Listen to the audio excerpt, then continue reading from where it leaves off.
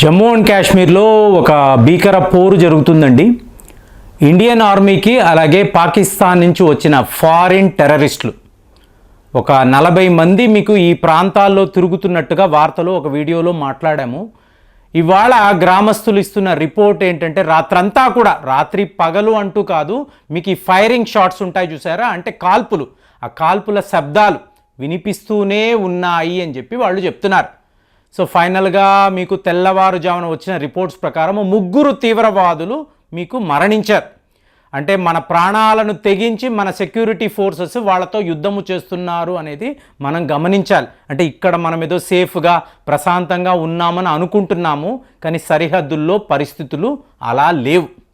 ఇప్పుడు చూడండి, election campaign అప్పుడు మీకు నరేంద్ర మోదీ గారు ఒక మాట అన్నారు.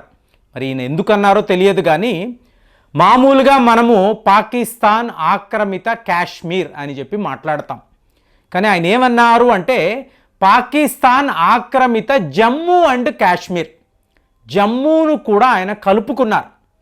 అంటే ఇవాళ ఈ తీవ్రవాదుల టార్గెట్ అంతా కూడా ఈ జమ్మూ ప్రాంతంలో ఉండడం.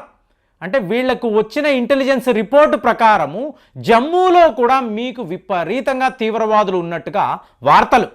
మరి ఎందుకంటే ముందే చర్యలు తీసుకోలేదు అంటే ఎలక్షన్స్ అప్పుడు మీరు పూర్తి స్థాయిలో రైడ్లు చేయలేరు, ఎక్కడెక్కడ తీవ్రవాదులు ఉన్నారో గస్తీ కాయలేరు, మీరు ఇళ్ళు సోదాలు అనేవి చెయ్యలేరు. కాబట్టి వీళ్ళు కొంత మీకు రిలీఫ్ ఇచ్చారు. సో ఈ టైంలో పాకిస్తాన్ నుంచి మీకు తీవ్రవాదులు జమ్మూలోకి వచ్చారండి. కాశ్మీర్ గురించి నేను మాట్లాడడం లేదు, ఎందుకంటే కాశ్మీర్కు సంబంధించి రైల్వే నెట్వర్క్ పదే మాట్లాడుతున్నాను. ఉత్తమ్ నగర్, బారాముల్లా దాకా కూడా ఈ రైల్వే నెట్వర్క్ను వీళ్ళు చాలా పెద్ద లెవెల్లో ఎక్స్పాండ్ చేసేశారు. సో ఇప్పుడు ఈ తీవ్రవాదుల టార్గెట్ అంతా ఏమిటి అంటే జమ్మూ. ఇప్పుడు మీరు చూసారనుకోండి, పీర్ పంజాల్ రేంజ్ని అంటారు. పీర్ పంజాల్ రేంజ్కి అప్పర్ హిమాలయాస్ అంతా కూడా కాశ్మీర్, లోయర్ హిమాలయాస్ అంతా కూడా జమ్మూ. సో ఈ మధ్యలో ఒక లైన్ వేశారనుకోండి, ఆ హిమాలయాస్నే మనం పీర్ పంజాల్ అని చెప్తాం. సో ఇప్పుడు దిగువ ప్రాంతంలో మీరు చూసారు అనుకోండి, తీవ్రవాదులు విపరీతమైన 4 రోజుల్లో 4 దాడులు చేశారు అని చెప్పి వార్తలు. సో ఇప్పుడు మన సెక్యూరిటీ ఫోర్సెస్ వాళ్ళ మీద అటాక్స్ చేయడము, ఈ దాడుల్లో ముగ్గురు తీవ్రవాదులు మరణించారు. సో ఇదంతా ఎక్కడ అని చూసారనుకోండి, దోడా డిస్ట్రిక్ట్ అని అంటారండి. ఈ దోడా డిస్ట్రిక్ట్ అనేది మీకు జమ్మూ వైపు ఉండే ఒక ప్రాంతం.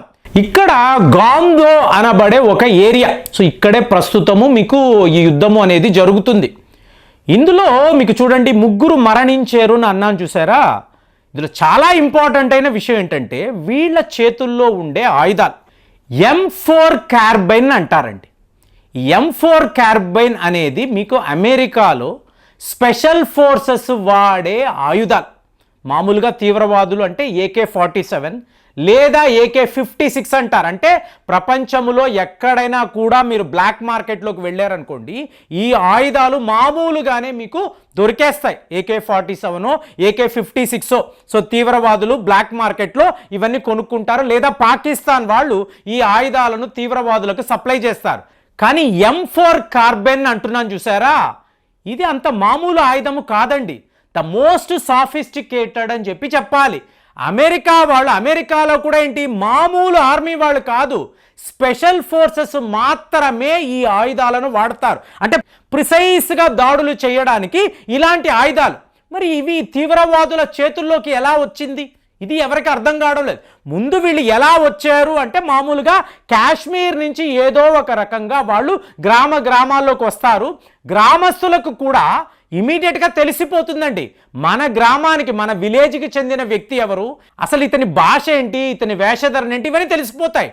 కానీ ఇక్కడ ఏం జరిగింది, ఏదో ఒక రకంగా వీళ్ళు జమ్మూలోకి రావడము, జమ్మూలో రాజౌరి అని అంటా చూసారా, ఇక్కడే మీకు డ్రామా అంతా కూడా జరుగుతుంది.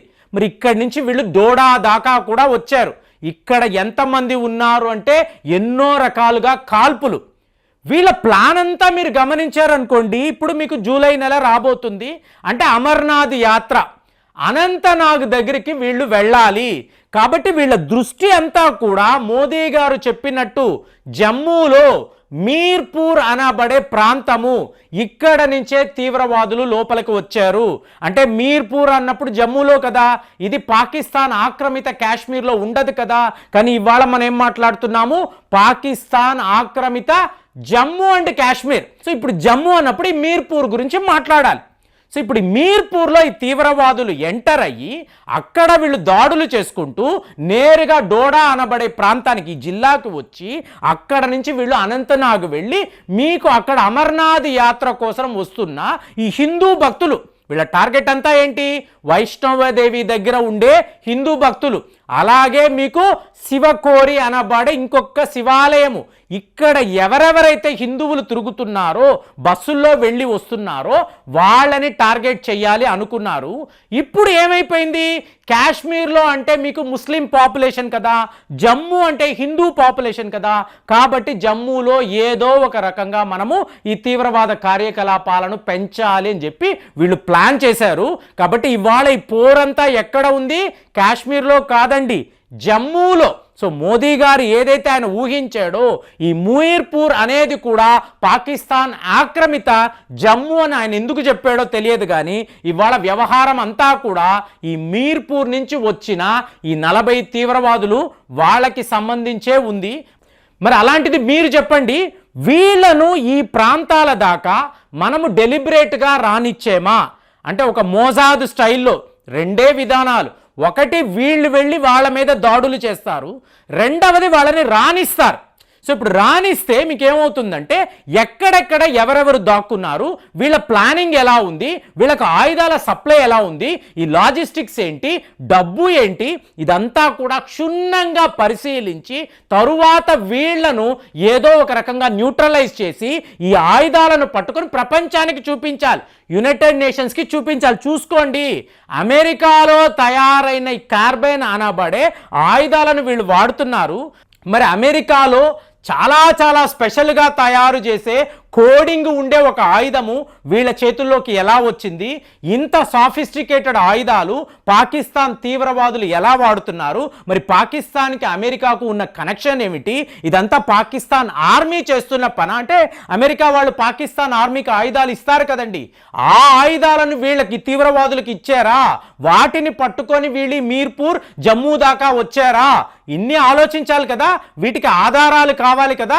కాబట్టి ఇవాళ మన సెక్యూరిటీ ఫోర్సెస్ ఏం చేశారు, ఈ ఆయుధాలను అంతా కూడా తమ స్వాధీనంలోకి పెట్టుకొని మీడియాకు చూపించి, ఇంటర్నేషనల్ మీడియాను మనం అడుగుతున్నాం, వెస్టర్న్ కంట్రీస్ని అడుగుతున్నాం, ఎటు వచ్చి వీళ్ళు అనంతనాగ్ దాకా వెళ్లకుండా మనము సక్సెస్ఫుల్గా ఆపగలిగాం.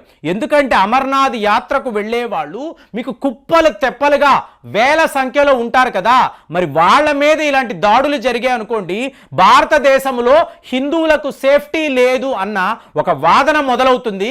కాబట్టి సెక్యూరిటీ ఫోర్సెస్ ఏదో ఒక రకంగా ఈ తీవ్రవాదులను ఆపేరు, చాలా మందిని కూడా వీళ్ళు మట్టి కరిపించారు. ఈ న్యూట్రలైజ్ చేసే వ్యవహారంలో వీళ్ళ ఆయుధాలన్నీ కూడా మనకు దొరికాయి. ఇది ఒక మంచి విషయమే. కానీ ఇలాగే ఈ తీవ్రవాదులు కుప్పల తెప్పలుగా రాడాన్ని మనం ఆపాలి అంటారా, లేదా రానిచ్చి తర్వాత వీళ్ళని న్యూట్రలైజ్ చేయాలని మీరు అనుకుంటున్నారా? అసలు మీ భావన ఎలా ఉందో ఒక్కసారి కామెంట్స్లో తెలియజేయండి. మళ్ళీ వచ్చే వీడియోలో కలుద్దాం. జై హింద్.